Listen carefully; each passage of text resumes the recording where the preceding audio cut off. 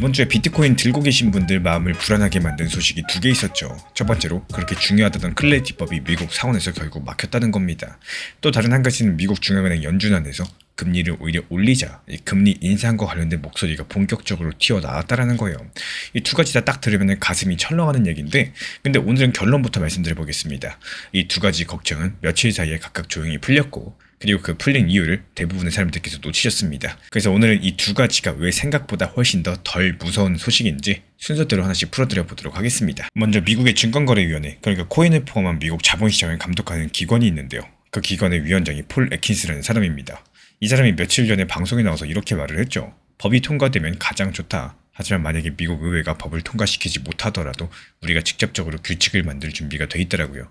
표현 그대로 옮겨드리자면은 준비도 됐고 의지도 있고 할 능력도 있다라고 했습니다. 이게 왜 중요하냐?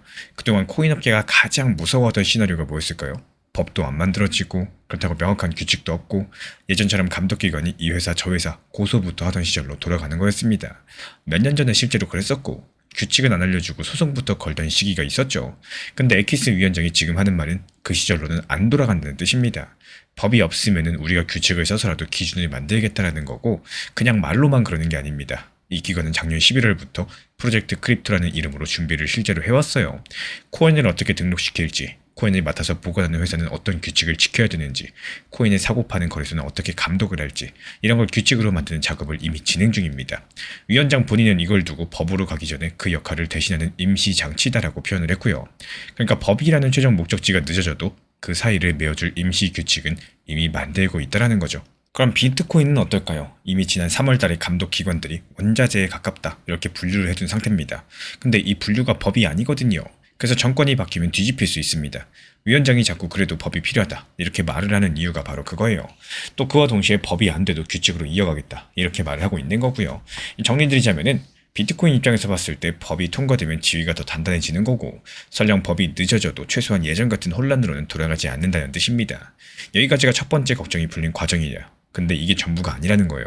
놀랍게도 거의 같은 시기에 완전히 다른 곳에서 두 번째 걱정도 조용히 풀렸습니다. 그리고 이거는 금리랑 관련된 얘기입니다. 미국의 연준이 금리를 결정하는 회의를 열었었죠. 결과는 금리 동결이었었고 그냥 그대로 두기로 했습니다. 여기까지는 예상대로였었는데 진짜 뉴스는 그 안에 있었습니다. 참여한 사람 중 3명이 동결이 아니라 오히려 금리를 올려야 된다. 반대표를 던졌다라는 거예요. 물가가 아직 잡히지 않았다는 이유였습니다. 이게 왜 무섭냐? 그동안 시장은 언제 금리를 내려주나 이거만 쳐다보고 있었거든요. 근데 갑자기 내리기는커녕 올리자는 목소리가 안에서 3명이나 나온 겁니다. 그래서 어제는 9월달에 진짜로 금리를 올리는 거 아니냐 이런 불안감이 확 퍼졌고 위험한 자산일수록 금리가 오르면 힘들어지는데 비트코인도 거기에 포함이거든요.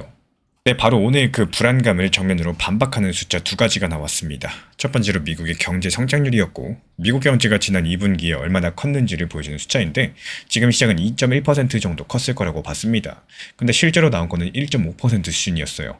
예상보다 확실히 낮았다라는 거죠. 경제가 생각보다 빨리 식고 있다는 뜻이고 또 한 가지는 물가였습니다. 미국의 연준이 물가를 볼 때 가장 중요하게 보는 지표가 있는데 이게 지난달 한 달 전보다 딱 0.1% 올랐어요. 지금 시장은 0.2% 오를 거라고 봤는데 이것보다도 더 낮게 나온 겁니다. 물가 오르는 속도가 느려지고 있다는 신호겠죠. 정리지자면 경제는 예상보다 식고 있고 물가는 예상보다 천천히 오르고 있다. 이번에 금리를 올리자던 사람들의 근거가 하루 만에 숫자로 반박당한 셈이겠죠. 근데 여기서 딱 한 가지 짚고 넘어가셔야 될 게 있습니다. 이 숫자를 두고 많은 분들께서 그럼 금리 내리겠네, 코인 오르겠네 이렇게 반응하시는데요. 그건 사실 절반만 맞는 얘기입니다. 왜냐면 물가가 한 달 새 천천히 올랐다라고 할지라도 1년 전과 비교하면 여전히 3.3%거든요. 중앙은행이 목표치로 하고 있는 2%보다는 아직까지 한참 높습니다. 게다가 중동 정세 때문에 기름값이 언제 다시 튈지 모르는 상황이에요. 그러니까 이 숫자들이 이제 곧 금리를 내린다? 이런 신호까지는 아니라는 겁니다. 정확한 말로 말씀을 드리자면은 이 튀어나온 금리 인상 걱정을 오늘 숫자가 반박했다 정도인 거고 올라갈 뻔한 위험이 잦아든 거지 내려간다는 약속을 받은 게 아닙니다. 이 차이가 정말 중요해요. 그럼 이제 이 두 이야기를 나란히 놓고 보겠습니다. 이번 한 주 동안 비트코인을 들고 있는 사람들이 가장 무서워하던 두 가지가 있었습니다. 먼저 하나는 규제가 명확해지기는커녕 다시 혼란스러운 시절로 돌아간다는 거.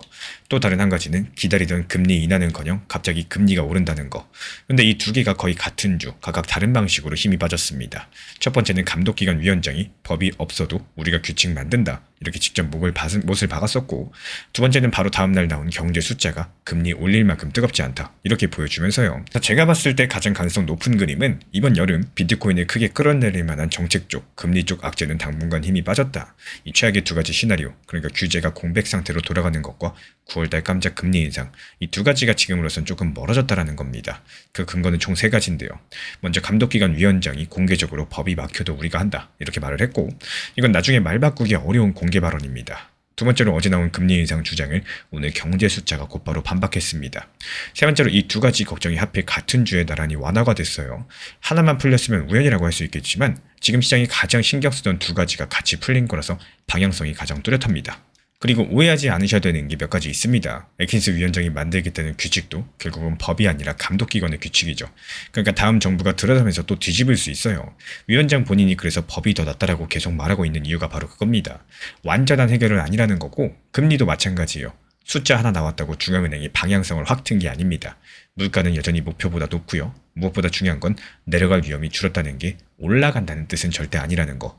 오히려 국채금리는 지금 오르고 있기 때문에 비트코인한테 부담으로 남아 있습니다. 이번 주 비트코인 홀더를 불안하게 했던 두 가지 소식, 그러니까 법안 정체랑 중앙은행 안의 금리 인상 목소리, 각각 감독기관의 대비책과 하루 뒤에 나온 경제 숫자를 만나서 힘이 빠졌습니다. 이 최악의 두 가지 시나리오가 당분간 멀어졌다는 거는 분명히 반가운 소식이겠죠. 다만 이건 내려갈 이유가 줄었다는 뜻이지 올라갈 이유가 생겼다는 뜻은 아니고, 진짜 갈림길은 이번 8월 달에 있습니다. 그래서 우리 구독자분들께 한 가지 여쭤보고 싶어요. 이번 주에 이 두 가지 걱정이 풀렸는데 그 다음 건만은 이번 달 8월입니다. 미국 상원이 여름 휴가에 들어가기 전에 이 법을 정말 표결에 붙일까요? 아니면 이번에도 그냥 넘어가게 될까요? 그리고 8월 달에 열리는 그 경제 행사에서 중앙은행 의장은 9월 금리 인상 쪽에 힘을 실을까요? 우리 구독자분들 생각 어떤지 댓글로 남겨주시고, 다음 영상에서는 상원이 실제로 표결했는지, 그리고 그 며칠 동안 비트코인이 실제로 어떻게 움직였는지 숫자를 들고 다시 확인해 보도록 하겠습니다. 방금 전에 비트코인 기준 9천만 원 라인까지도 일시적으로 깨지면서 강력한 폭락장이 형성이 되고 있습니다. 지금 비트코인만 하락하고 있는 게 아니죠. 리플, XRP 포함해가지고 이더리움, 솔라나 여러가지 시가총액 높은 메이저 코인들 폭락을 이어가고 있습니다. 특히나 이번 폭락으로 인해가지고 방금 전 1시간 동안 무려 8천억이라는 엄청난 역대급 선물 포지션이 그대로 청산 증발해버렸고요. 최근 24시간은 2조 5천억 원 정도가 날아갔습니다.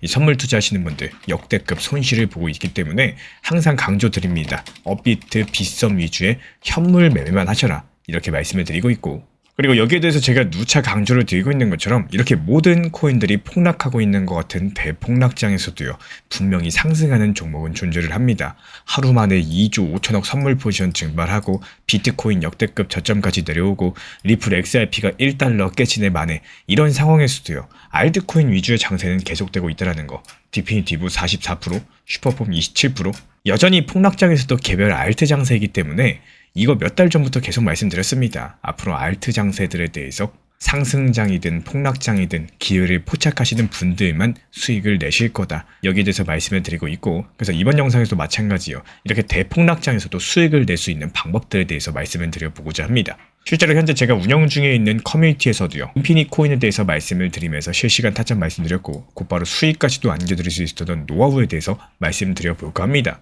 여기엔 아주 간단한 원리가 있는데요. 실제로 최근 4시간봉 차트 기준으로 봤을 때 비트코인을 살펴보면은 이 차트 방향성이랑 추세가 어떻죠? 아래쪽을 가리키고 있다는 겁니다. 말 그대로 이렇게 하락 추세에 있는 시장에서 오히려 추천드리고 이번에 수익까지 냈던 인피니트 같은 경우는요, 반대로 차트 방향성 자체가 위로 향하고 있었다는 겁니다.